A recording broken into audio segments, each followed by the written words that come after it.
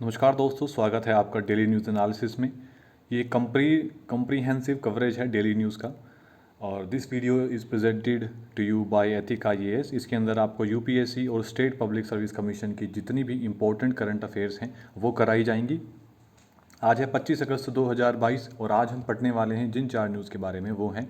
सबसे पहले हम पढ़ेंगे one nation one fertiliser scheme के बारे में, जो आपके GS थर्ड पेपर को टारगेट करेगी, जो एक गवर्नमेंट स्कीम है। जो सेकंड हम पढ़ने वाले हैं वो है जो बिहार में अभी नीतीश कुमार ने अपना एक फ्लोर टेस्ट दिया है। ये GS के सेकंड पेपर को टारगेट करते हुए पार्लियामेंट और स्टेट लेजिस्लेचर से के टॉपिक से रिलेटेड रहेगा। तीसरा हम पढ़ेंगे मंडला आर्ट के बारे में, जो एक आर्ट है इंडियन कल्चर से संबंधित, GS के फर्स्ट पेपर को टारगेट करते हुए। जो फोर्थ हमारी न्यूज़ रहेगी वो रहेगी GS थर्ड पेपर को टारगेट करते हुए एक इकोनॉमी की न्यूज़, जो हमारी एक डिपार्टमेंट ऑफ कॉमर्स ने एक डोजियर जारी किया है, उसके बारे में हम जानेंगे। वीडियो में आगे बढ़ने से पहले मैं आपसे रिक्वेस्ट करूंगा कि आप एथिक IAS यूट्यूब चैनल को सब्सक्राइब कीजिए और बेल आइकन दबाइए, ताकि जैसे ही कोई भी वीडियो अपलोड होती है तो आपके पास नोटिफिकेशन आए और आप किसी भी वीडियो को मिस ना करें, ताकि आपके जो करंट अफेयर्स के टॉपिक हैं वो रेगुलर बेसिस पर क्लियर होते रहें।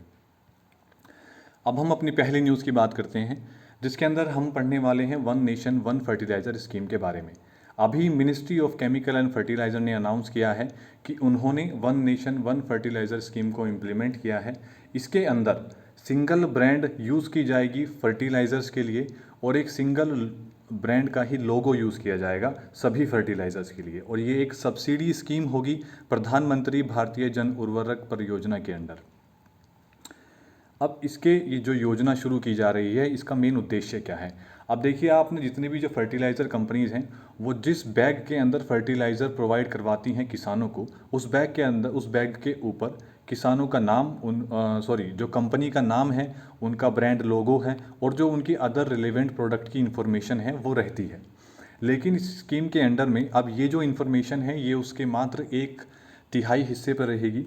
बचे हुए 2/3 हिस्से के ऊपर जो स्पेस रहेगा उसके अंदर जो भारत ब्रांड है, ये भारत ब्रांड रहेगी का शो की जाएगी उसके ऊपर, और जो प्रधानमंत्री भारतीय जन उर्वरक परियोजना का लोगो होगा वो उसके ऊपर शो किया जाएगा।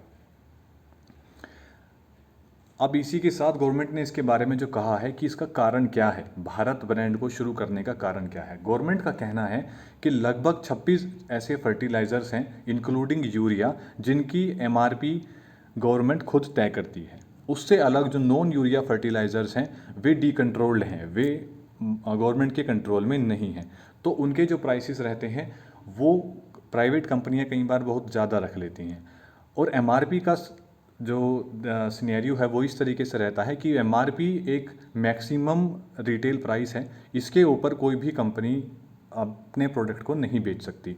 अब आप देखिए, जिस तरीके से अगर गवर्नमेंट सब्सिडी प्रोवाइड करवाती है, अगर कोई कंपनी MRP से ऊपर अपने प्रोडक्ट को बेचती है तो उस प्रोडक्ट पे तो उस कंपनी को उस प्रोडक्ट की सब के बारे के लिए सब्सिडी नहीं दी जाएगी, राइट। इसके बाद आप ये देखिए, ये जो, और यहाँ ये बात सिर्फ इतनी ही नहीं है, गवर्नमेंट सिर्फ सब्सिडी ही प्रोवाइड नहीं करवाती है, गवर्नमेंट सब्सिडी प्रोवाइड करवाने के साथ साथ इस चीज़ का भी ध्यान रखती है कि जो फर्टिलाइज़र की नीड है वो किस एरिया में कितनी है और कहाँ पर कितना जो मूवमेंट है फर्टिलाइज़र का वो होना है, और ये कंट्रोल किया जाता है फर्टिलाइज़र मूवमेंट कंट्रोल बोर्ड, एक ऑर्डर के द्वारा जो 1973 में हुआ था, राइट।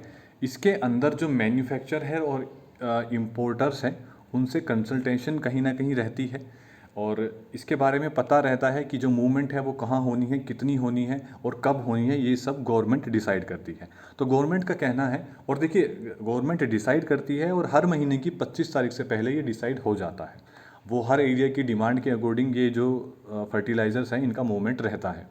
गवर्नमेंट का कहना है कि 2022 और 2023 के इस अंतराल में लगभग 20 लाख करोड़ रुपए की सब्सिडी गवर्नमेंट देने वाली है। अब जब गवर्नमेंट सब्सिडी भी दे रही है, गवर्नमेंट सारे मूवमेंट को भी चेक कर रही है, गवर्नमेंट ये भी देख रही है कि किस एरिया में कौन सा प्रोडक्ट सेल होना है, कौन सा प्रोडक्ट कहाँ सेल नहीं होना है। जैसे आपने देखा होगा, जो प्रोडक्ट्स रहते हैं, जब उनके बैग रहते हैं, उनके ऊपर लिखा रहता है कि ओनली फॉर सेल इन या तो यूपी रहेगा, MP रहेगा, दिल्ली रहेगा, जिस एरिया में भी वो सेल के लिए अप्लाई या रेगुलेट किया गया है, जिस एरिया के लिए भी वो सप्लाई के लिए आगे भेजा गया है। अब इसी तरीके से जब गवर्नमेंट सब कुछ रेगुलेट कर रही है तो गवर्नमेंट का कहना है कि क्यों ना हम क्रेडिट भी लें इस चीज़ का, और ये मैसेज हम फार्मर्स तक भी पहुंचाएं कि इस चीज़ को हम मैनेज कर रहे हैं, सिर्फ कंपनियां नहीं। अब इसके क्या ड्रॉबैक्स हो सकते हैं? अब आप देखिए, जिस तरीके से जब गवर्नमेंट ही सब कुछ मैनेज करेगी और 2/3 हिस्से पे सिर्फ गवर्नमेंट के भारत ब्रांड का लोगो और प्रधानमंत्री जन उर्वरक परियोजना का लोगो रहेगा, तो जो 1/3 हिस्सा है उसके ऊपर ही कंपनी की सारी इन्फॉर्मेशन रहेगी और लोगो रहेगा। तो कहीं ना कहीं उनकी जो मार्केटिंग और ब्रांड प्रमोशन एक्टिविटीज़ है उसके ऊपर एक फ़र्क पड़ेगा, और कहीं ना कहीं उनको इस चीज़ का झटका लगेगा। क्योंकि आप देखिए, जितने भी जो कंपनियां हैं वो कहीं ना कहीं अपनी ब्रांड वैल्यू पर डिपेंड करती हैं। जो किसान हैं वो कंपनी की ब्रांड को देखकर उस पर ट्रस्ट कर कर प्रोडक्ट को खरीदते हैं, और ये ट्रस्ट बिल्ड करने में काफ़ी समय लगता है। तो ये कहीं ना कहीं एक ड्रॉबैक हो सकता है। दूसरा, जब कभी भी किसी कंपनी का या कोई फर्टिलाइज़र अगर ख़राब निकलता है, तो जो जब भी किसान उसके बारे में कोई कंप्लेन करता है तो वो कंपनी को ब्लेम किया जाता है। लेकिन अब जब उसके ऊपर 2/3 हिस्से में कंपनी गवर्नमेंट का लोगो रहेगा, ये भारत ब्रांड का लोगो रहेगा, तो ये हो सकता है कि लोग इसके अंदर गवर्नमेंट को भी ब्लेम करें। इसके बाद जो सेकंड न्यूज़ के बारे में हम बात करते हैं, ये है नीतीश कुमार ने अपनी गवर्नमेंट बनाई है आफ्टर द फ्लोर टेस्ट। ये जो फ्लोर टेस्ट हुआ है, इस फ्लोर टेस्ट में उन्हें जो मेजॉरिटी मिली है वो वॉइस वोट और काउंटिंग वोट से दोनों से मिली है। नीतीश कुमार इस बार महागठबंधन को लीड कर रहे हैं, और इस बार वो 8th टाइम 8वीं बार बिहार के चीफ मिनिस्टर बनने वाले हैं। सबसे पहले हम जानते हैं कि वॉइस वोट होता क्या है। देखिए, वॉइस वोट के अंदर जो भी मेंबर हमारे स्टेट लेजिस्लेटिव असेंबली में हैं वो अपने मौखिक रूप से समर्थन देते हैं। दूसरा होता है डिवीज़न वोट। डिवीज़न वोट के अंदर या तो आपका जो किसी भी इलेक्ट्रॉनिक गैजेट से वोटिंग की जाती है, या फिर बैलेट पेपर के अंदर स्लिप्स डाल के वोटिंग होती है। बैलेट पेपर के आप बैलेट वोट के बारे में उम्मीद है कि आप जानते होंगे। जिस तरीके से भी हमारे जो स्टेट और पार्लियामेंट्री इलेक्शंस होते हैं उसके अंदर जब बैलेट यूज़ किया जाता था तो एक स्लिप के ऊपर हम मोहर लगा के उसको बैलेट पेपर में डाल देते थे, तो वही बैलेट वोटिंग है। और उस तरीके से भी ये काउंटिंग स्टेट लेजिस्लेटिव असेंबली के अंदर की जाती है। अब एक फ्लोर टेस्ट होता क्या है? देखिए, फ्लोर टेस्ट के अंदर गवर्नर के पास की पावर होती है कि गवर्नर ने जो चीफ मिनिस्टर अपॉइंट किया है, अगर गवर्नर को लगता है कि चीफ मिनिस्टर के पास मेजॉरिटी नहीं है, तो गवर्नर चीफ मिनिस्टर से कह सकता है कि आप फ्लोर पर, आप स्टेट लेजिस्लेटिव असेंबली के फ्लोर पर अपनी मेजॉरिटी को प्रूव कीजिए। अगर जो चीफ मिनिस्टर है वो मेजॉरिटी प्रूव नहीं कर पाते हैं तो उन्हें अपनी पोजीशन से, चीफ मिनिस्टर पोस्ट से रिज़ाइन करना पड़ता है। और ये दोनों हाउसेज में, पार्लियामेंट में भी और स्टेट लेजिस्लेटिव असेंबली में भी, दोनों में बराबर इसी तरीके से अप्लाई की जाती है। पार्लियामेंट में प्रेसिडेंट फ्लोर टेस्ट के लिए बुलाते हैं जो भी रूलिंग पार्टी रहती है। एक होता है composite floor test. Composite floor test में आप ये मानिए कि मान लीजिए किसी स्टेट में, जैसे इस बिहार की ही अगर हम बात करें, तो बिहार में नीतीश कुमार इस बार महागठबंधन को लीड कर रहे हैं, और जो दूसरी पार्टी है, जैसे अगर हम बीजेपी मान लें, तो अगर मान लीजिए बीजेपी भी कहती है और नीतीश कुमार भी कहते हैं कि हम दोनों के पास मेजॉरिटी है, तो गवर्नर के पास ये एक अधिकार है कि वो एक स्पेशल सेशन बुला सकते हैं। उस स्पेशल सेशन के अकॉर्डिंग उसके अंदर वोटिंग होती है, और वोटिंग में जो भी मेजॉरिटी पाता है वही सरकार बनाता है। अब वहाँ पर मान लीजिए स्पेशल सेशन बुलाया गया है, तो हो सकता है कि कुछ मेंबर्स ऐसे भी हैं जो वहाँ उस समय ना आ पाएँ। तो ऐसी कंडीशन में क्या किया जाता है कि जितने भी मेंबर मौजूद हैं वही वोटिंग करते हैं, और उसी के अकॉर्डिंग सरकार बनाई जाती है। अब अगर ऐसी सिचुएशन आ जाए कि जिसके अंदर दोनों के पास बराबर वोट हैं, तो ऐसी परिस्थिति में गवर्नर के पास अधिकार होता है कास्टिंग वोट का। गवर्नर उस समय कोई सी भी एक पार्टी को वोट देकर गवर्नमेंट फॉर्म करवा सकते हैं। और ये जो फ्लोर टेस्ट पर चीफ मिनिस्टर को गवर्नर के पास जो अधिकार होता है फ्लोर टेस्ट करवाने का, ये अंडर आर्टिकल 174 के तहत होता है। अब हम थर्ड न्यूज़ के बारे में अगर बात करें, this is about an art, और उस आर्ट के अंदर मंडला के बारे में पूछा गया है, या आपको बताया गया है कि what is Mandla in an art. देखिए, इंग्लैंड के अंदर एक शहर है जिसका नाम है लिवरपूल। लिवरपूल के एक आर्टिस्ट हैं जिनका नाम है जेम्स ब्रंट। जेम्स ब्रंट ने अभी कुछ समय पहले एक पत्तियों से और पत्थरों से 1.5 गुना एक फुटबॉल ग्राउंड जितना होता है उसका 1.5 गुने साइज़ की एक आर्ट बनाई है। और वो आर्ट जो है वो मंडला के पैटर्न को फॉलो करती है। अब मंडला होता क्या है? देखिए, मंडला को एक ज्योमेट्रिक कॉन्फ़िगरेशन के तौर पर कहा जाता है, जो यूजुअली सर्कुलर शेप में मानी जाती है कि ये ही एक मंडला होता है। लेकिन मंडला क्या होता है? मंडला एक स्क्वायर भी हो सकता है। मंडला इज़ बेसिकली एक पैटर्न है जो इंटरकनेक्टेड रहती है। अब ये जितनी भी जो आप आर्ट देख रहे हैं ये इंटरकनेक्टेड है। ये सारी आर्ट्स इंटरकनेक्टेड हैं। अगर आप सर्कल में देखेंगे तो एक सर्कल में पूरी लाइन एक दूसरे से वो कहीं ना कहीं कनेक्टेड है, कहीं भी ब्रेक नहीं होती। स्क्वायर भी इसी तरीके से रहता है। तो ये जो आर्ट हैं, ये आर्ट एक दूसरे के साथ कहीं ना कहीं बिल्कुल कनेक्टेड हैं, ये अलग नहीं होती हैं, ये जुड़ी रहती हैं एक एक हिस्से से। अगर आप एक हिस्से को छुएंगे तो आप उस आर्ट के हर एक पैटर्न को, हर एक डॉट को कहीं ना कहीं महसूस कर सकते हैं। ये बहुत सेंचुरीज ओल्ड एक पैटर्न है, आर्ट है। अब इसके बारे में कहा जाता है कि this is used to depict the cosmos. ये हमारे कॉस्मोस के बारे में बताने का एक तरीका है। देखिए, कॉस्मोस में कहा जाता है कि एक छोटा सा कण हो चाहे एक पहाड़ हो, ये सब कुछ एक ही चीज़ का हिस्सा है। तो मंडला जो है, मंडला एक इसी तरीके के शेप है जिसके अंदर ये सारी डॉट एक दूसरे से कनेक्टेड रहती हैं। इसका मतलब क्या है?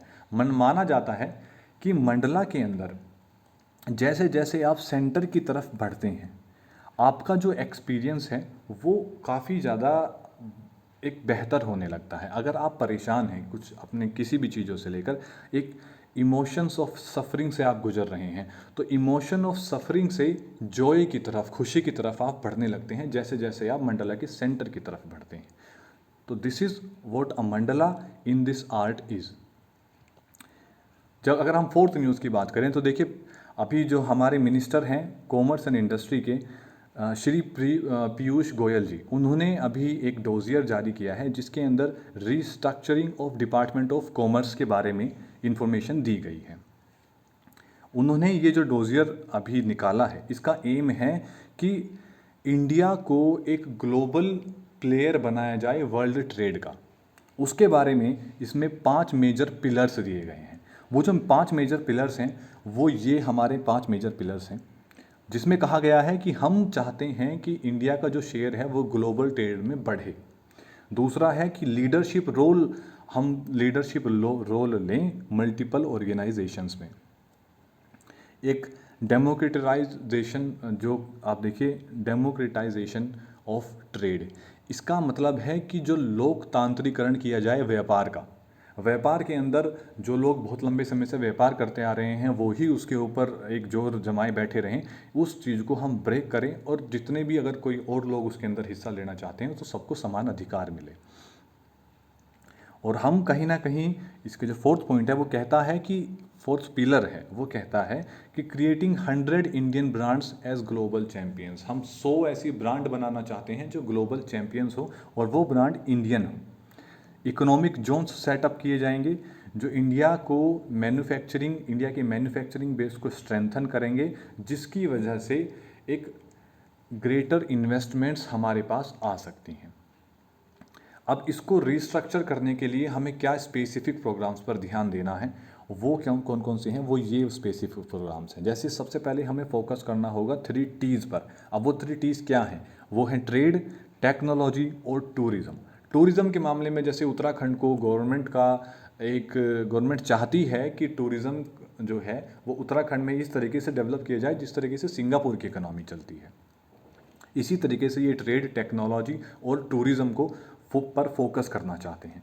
डेडिकेटेड है ट्रेड प्रमोशन बॉडी बनाने के लिए टू ड्राइव फॉर्मुलेशन। देखिए, ट्रेड प्रमोशन बॉडी इसलिए बनाई जाए ताकि चीज़ों को बहुत अच्छे तरीके से प्रमोट किया जा सके, एग्जीक्यूशन में प्रॉब्लम ना आए कि जो हमारी प्रमोशन स्ट्रेटजी है जो हमारे ट्रेड से रिलेटेड है या टेक्नोलॉजी से रिलेटेड है या फिर हमारे टूरिज़्म से संबंधित है, तो उसके लिए जो प्रमोशन स्ट्रेटजीज़ हैं उनका एग्जीक्यूशन अच्छे से हो सके, चीज़ों को डिजिटलाइज़ किया जा सके, ऑनलाइन सारी चीज़ों को फैसिलिटेट किया जा सके ताकि जो उनकी प्रोसेसिंग है वो काफ़ी स्मूथ रहे।